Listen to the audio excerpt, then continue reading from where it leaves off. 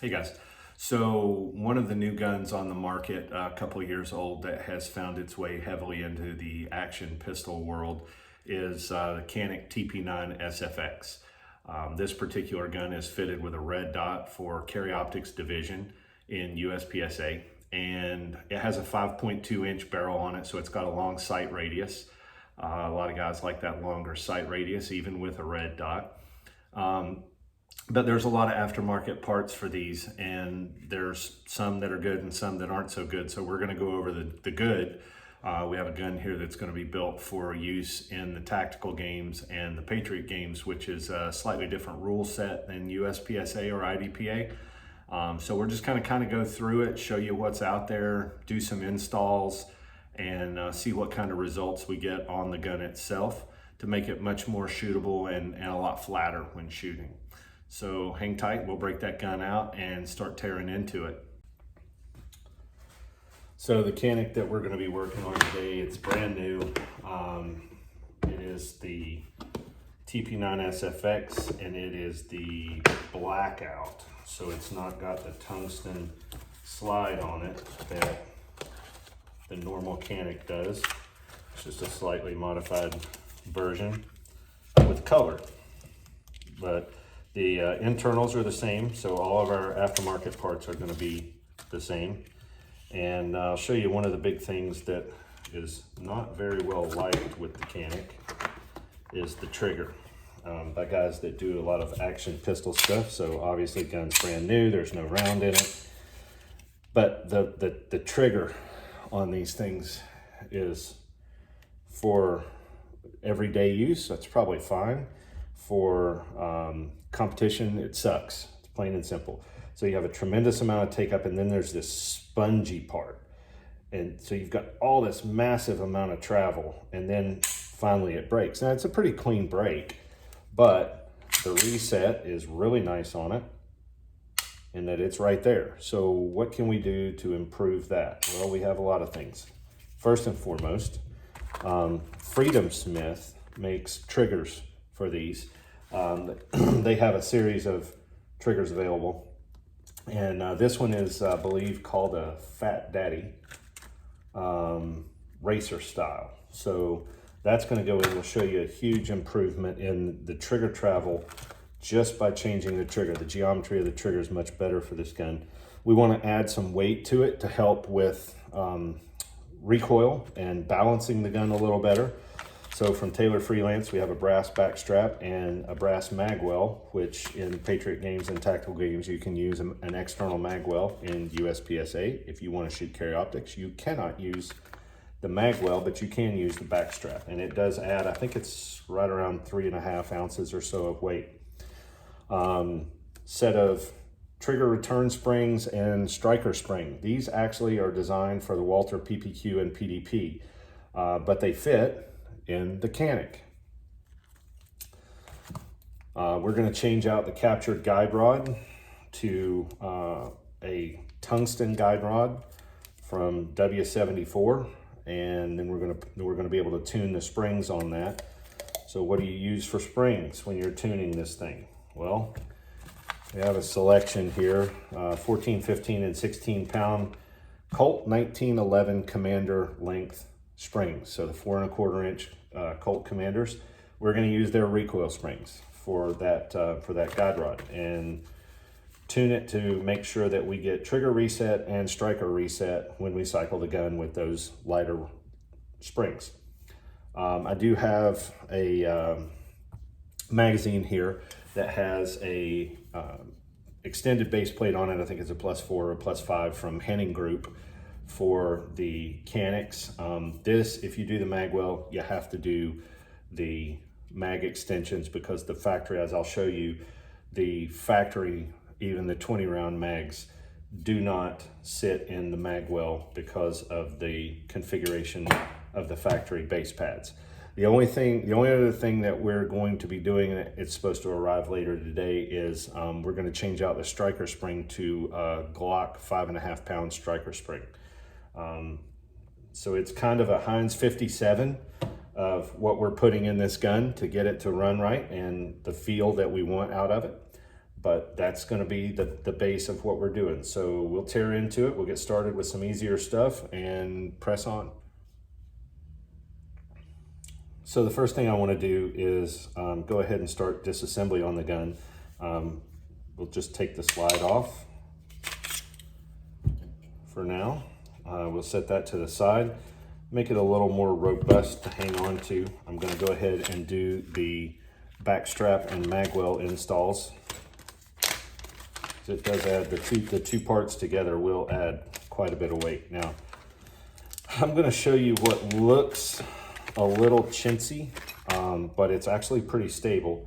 There's a set screw in the brass back strap from Taylor Freelance, and we're going to thread that all the way in,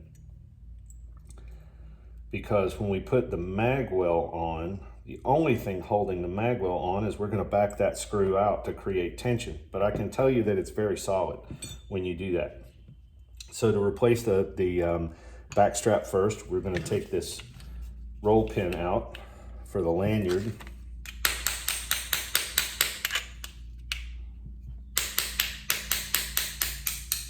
Tight new gun. And then the back strap itself, they can be a little tricky. If you can get inside and push out on it, sometimes they're a little easier.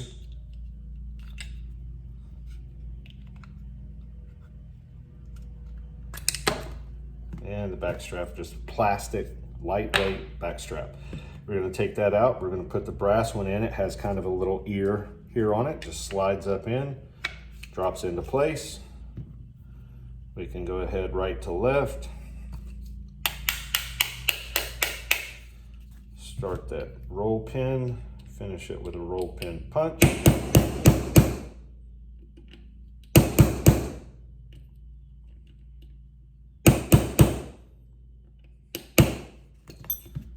Sure it doesn't catch. Now if you were doing a carry optics gun, this is all you would do. You would not do the magwell, because then your gun would be illegal. But we're going to put this, the magwell slips over the front of the magwell, and you'll see there's a hole. Let me show that a little better. There's a hole right there in the center of the back strap right there. And we're going to use that where that set screw was. We're going to take the Allen wrench, put it through the hole, get it seated in the set screw, hopefully.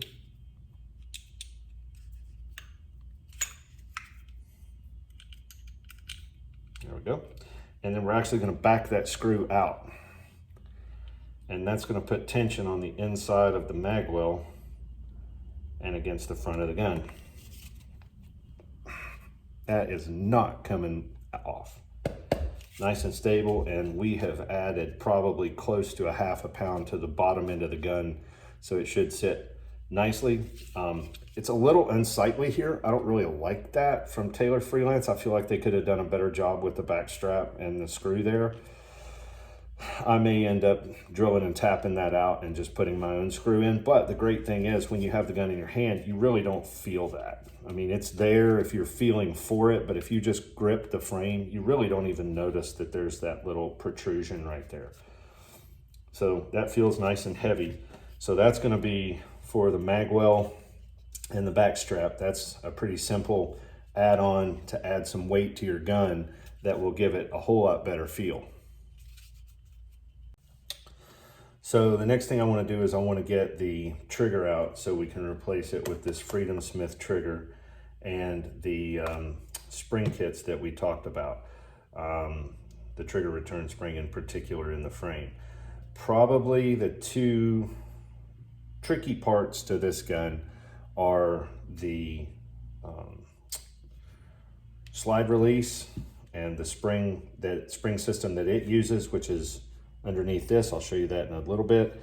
And this slide stop has, I'm going to try my best here, guys, has a little spring. Just pay attention when you take it apart, how the spring sits on top of the slide stop to provide the tension on it. That's kind of the hardest thing. I'm trying to figure out where's my angle there. It's right in there. So that's going to be the trickiest, probably the trickiest part of this gun, and it's not much. It's not bad, so it's no big deal. But we're going to change that out, and or take that out rather, and we're going to change the trigger. So there's a pin for the block at the rear, pin for the block at the front, and then your trigger pin right in the center. So we're going to take those out. There's no hard and fast rule on which one comes out first, and does it go left to right, and all the usual gunsmith bullshit that goes along with it. So we're just going to take that apart. Yes, I have an armorer's block. Sometimes I use it, sometimes I don't. Okay, rear pin.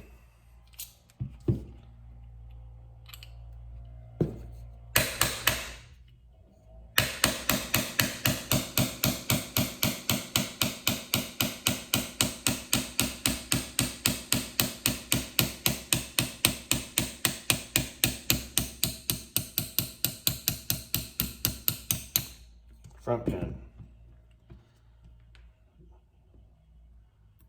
The front pin is ever so slightly longer than the rear pin, so if you wonder which one goes to which, that's your answer. Now,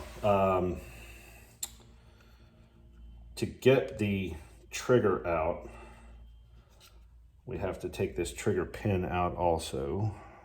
And somewhere over here is the punch I want.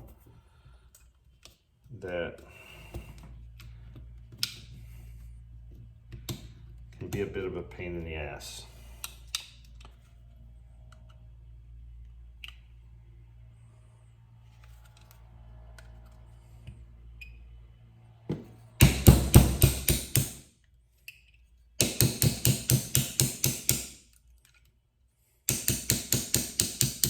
That one came out pretty easy. You really don't even need to take it all the way out. You can leave it sitting there. And then, let's see, we actually have to take, that's the most pain in the ass part. All right, so we have to take out the slide release. There's a piece right here in the center. You'll see it as I pull down, you see that plunger, that's what locks the slide and barrel in. To take that out, there is a very, very tiny roll pin in the top of the right side. We have to drive that out. And there it is. And I'm gonna go ahead and take this out just to get it out of my way.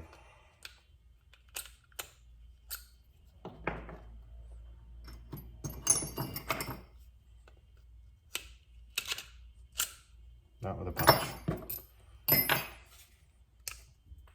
pull it up. All right. So now we can drive this up from the bottom. And you want to keep your hand over all of this because when it comes out, there's likelihood of losing it. And it may not come out the top, but you can't do it out the bottom.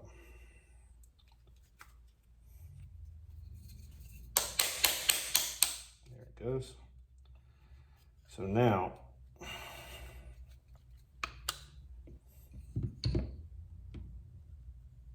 nope, not quite.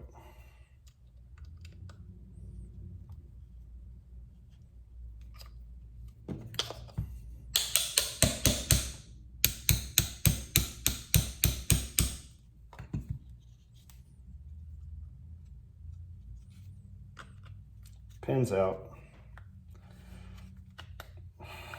Get my punch out. You notice I kept my thumb over that side.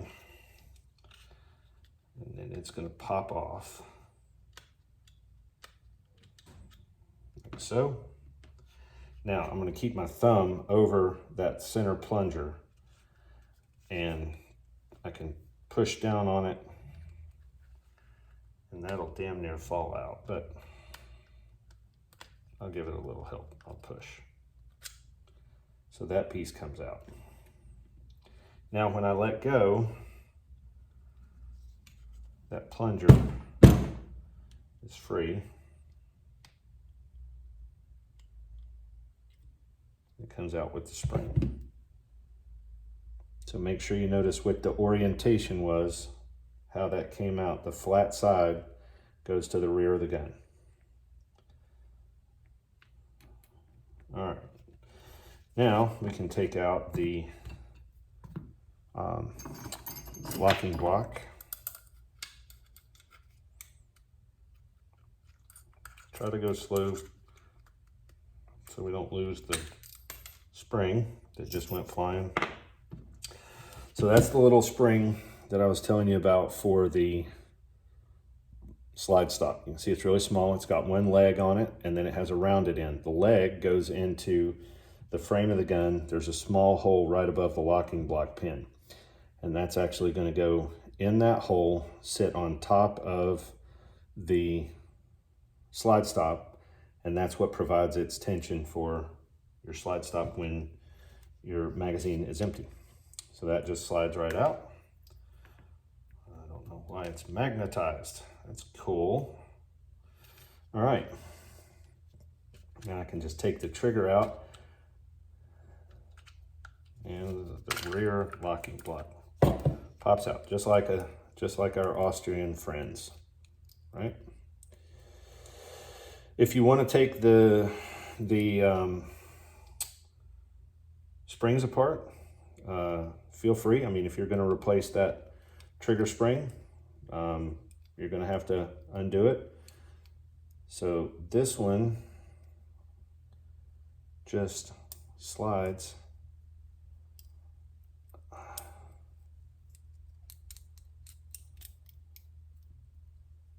off.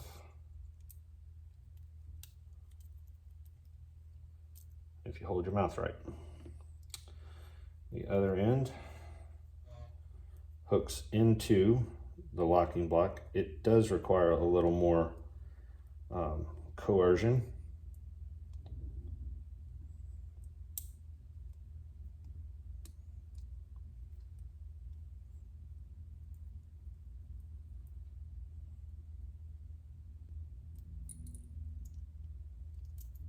And out she comes.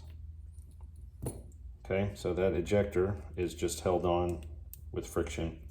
There's nothing holding it on. We don't need to take the sear out. We're going to leave all of that factory. So we'll put the spring away, and then we have our locking block with all of our other stuff in there. So now the frame is disassembled completely other than what we've already done. So we can set that off to the side for a moment, just a moment. And then when I come back, I'm going to talk about how you replace the factory trigger with the Freedom Smith trigger. So on the Canik triggers, there's two small roll pins. The top one is actually the pivot for the trigger safety, and then the bottom one is what holds the trigger onto the trigger transfer bar. So we're going to take that one. We're going to take that off.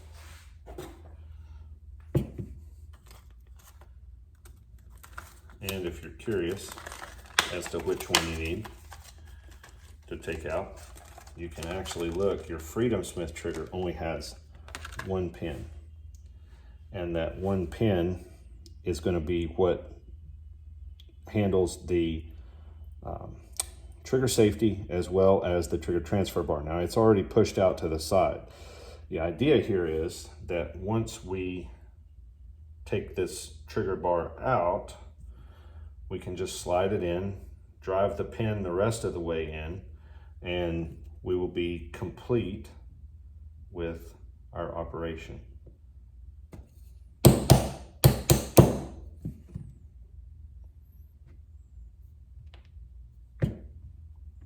Save that pin.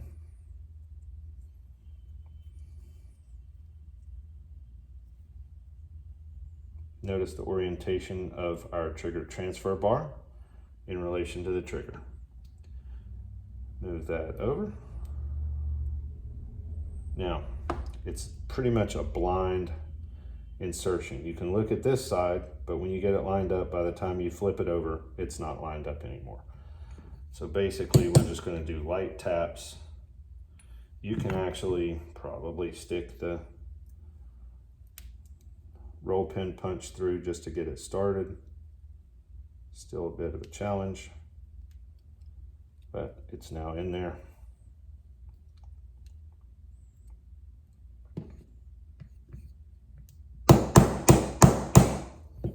It's a very small pin, so you got to be careful.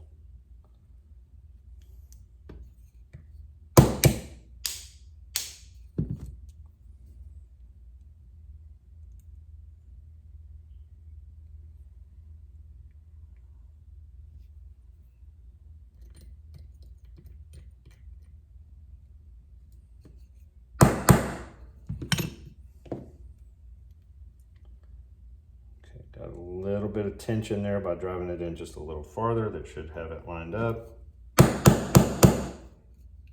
And it's in. So now I'll just drive the roll pin the rest of the way in so it's nice and flush with the trigger itself, so it's not dragging on the frame. Okay. Still just a hair.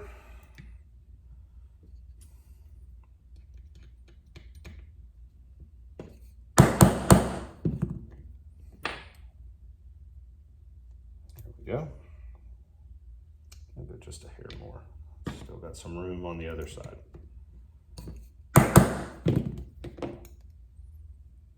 Beautiful. All right, it's nice and free. One of the things we don't need to worry about, these are pretty highly polished right from Canik. So where your striker block safety is, you don't really need to worry too much about polishing that out. So we'll come back, we'll do the trigger return spring, and then we'll start reassembling everything.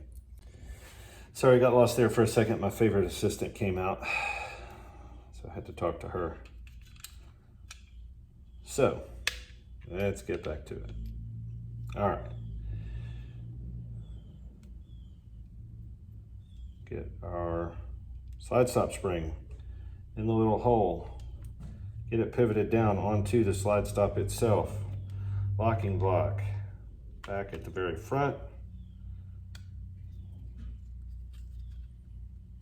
Keep all that lined up. A little persuasion. Now we're going to have to line all these holes up for all of this trigger assembly and slide stop.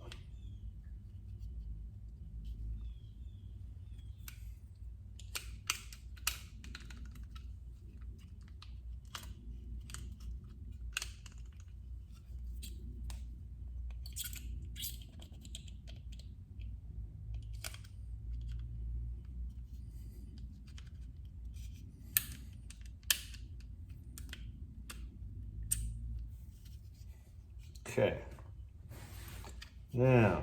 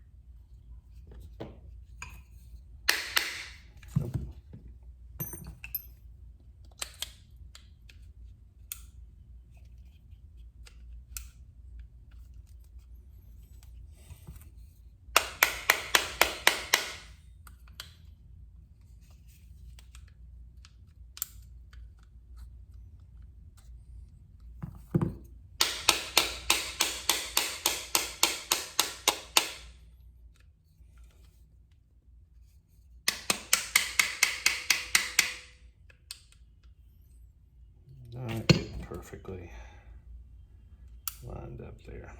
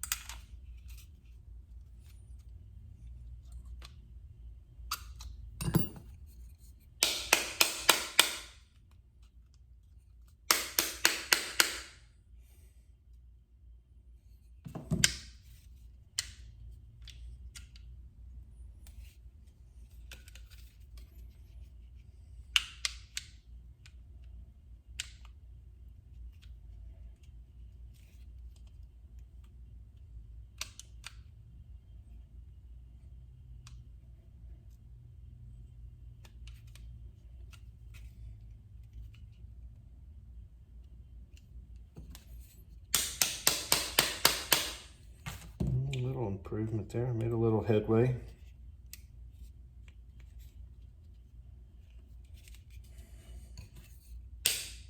And finally in. Whew, that was fun. Not so much. All right. Now we have much less trigger travel just by changing the trigger. The cool thing will be is when we set it, to see if it works. Just kidding. All right, so back to our plunger. Actually, we can go ahead and put our front pin in.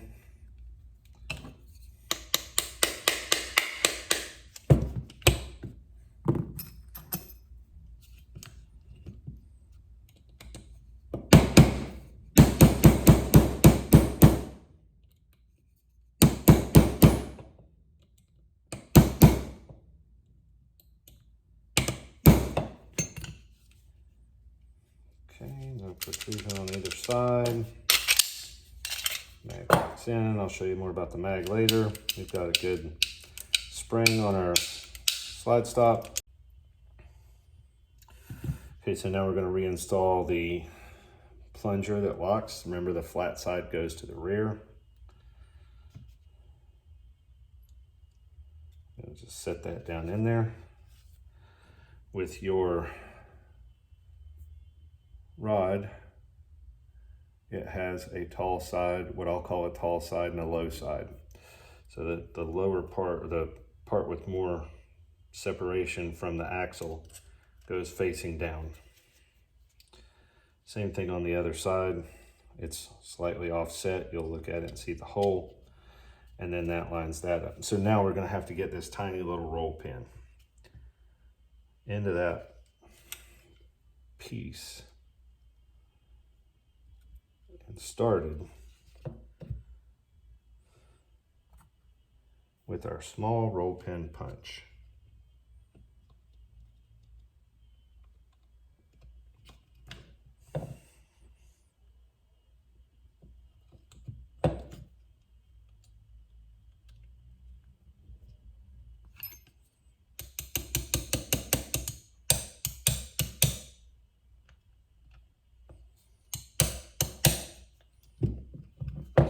Once it's started and into the axle, it's a little bit hard to hold on to and try to have it on camera at the same time. You'll probably do better on your bench.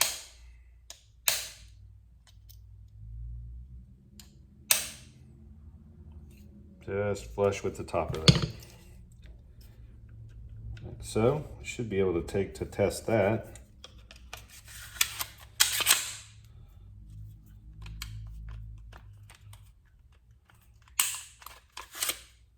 Okay. Frame's done. Frame's done. All right. Off to the side with you. Now, take the barrel and the spring out for now. We'll get to the guide rod. We're going to need to do the plunger spring. This is a bit of a pain in the ass. Because to take the plunger out, you have to take the extractor out. To take the extractor out, you have a pin that is spring loaded right behind that plunger that you have to push down in order to get, and there went the plunger. That's what I was just getting ready to say. Be careful it doesn't go flying. Now, I can stop there because I can put the new plunger striker spring in, striker block spring in.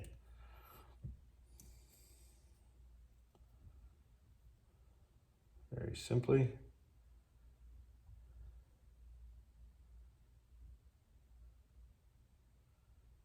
Get a hold of it. Damn.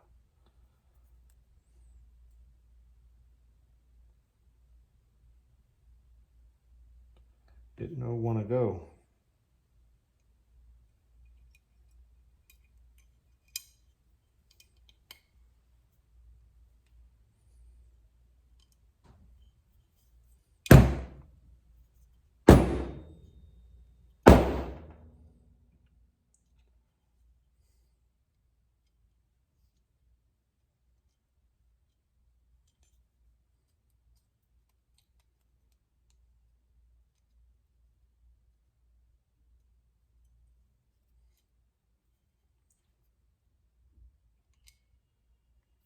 Feels like that spring came out. That's the plunger for the extractor.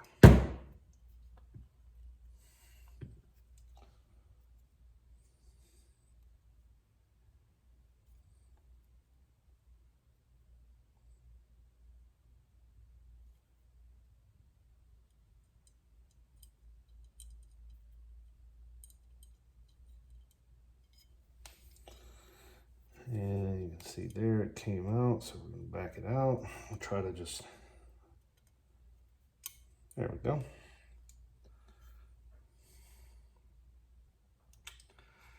Now, I am going to go ahead and put this plunger down in there that holds the extractor in place.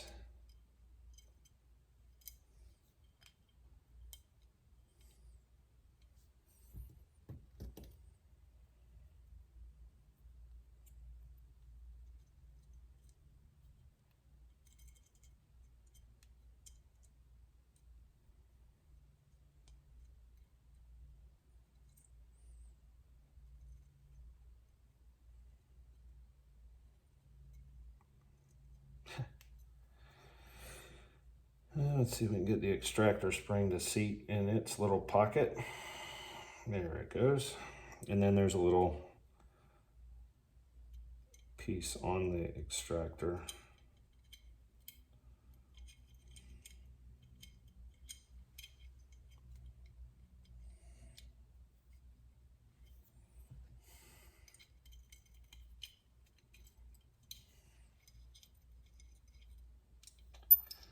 The spring really doesn't want to stay in there.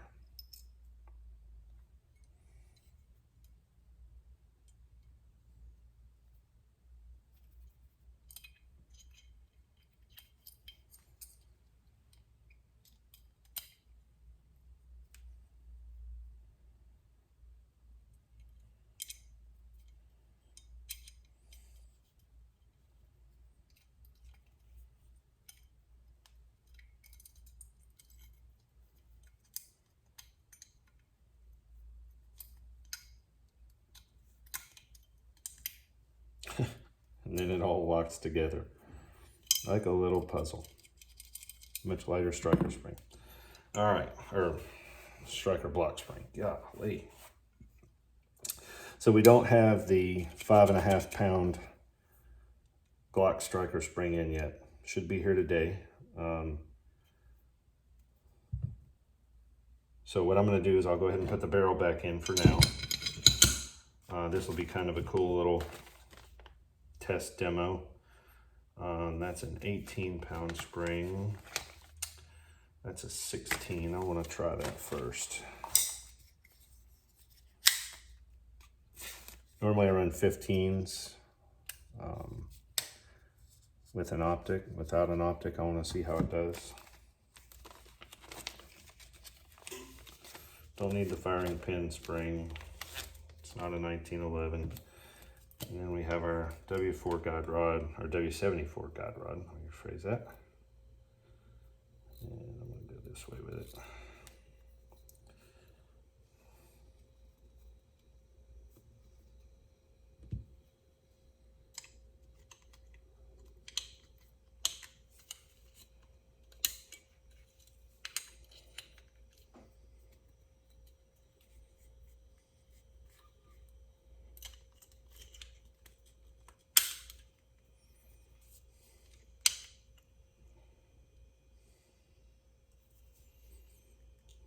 Don't expect that it's going to set the trigger.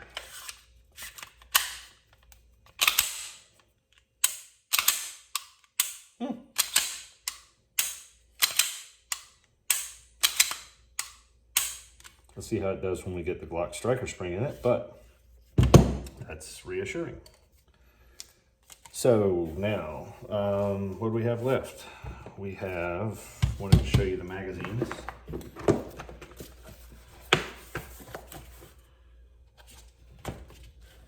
With the factory base pad, it will not lock in with the mag well.